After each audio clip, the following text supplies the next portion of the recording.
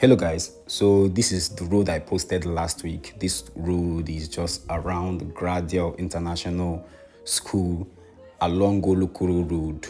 This should be around Afaraukwu, but it's very close to Agbama Gate. In fact, this road, if you drive towards that Olokoro Road, take the junction and you keep going down straight, you're going to bust out at Agbama Gate. So this is how the road was, I think, as at last week when I posted the video here on my channel. But there are changes. There's a change, in this road right now. They have, in fact, the road is almost ready. I think the level they are right now is what you are going to be seeing now.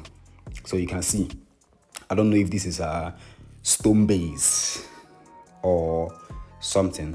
I don't know, maybe if you know, you can tell us in the comment section. But you see, there is a change right now, in this road where the construction is going on. So just watch this video down to the end and see for yourself how far they have come, with the construction of this road. It's a very good thing that streets in Umuahia now are getting government attention.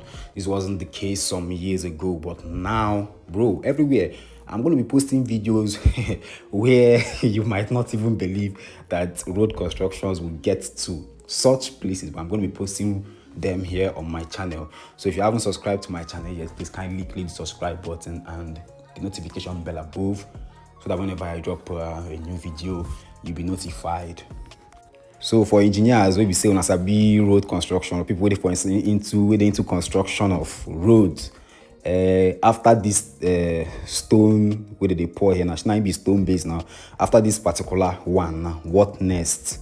It hasn't really gotten, to the end though, but almost waiting. Remember on a small thing, but so I go stick turn show now. So you go still see the places where we said never, pour the stone base. There are still heaps of red looking sand, around this area. Now this is very close to Agbama Gate. Just a stone throw. Just pick up a stone.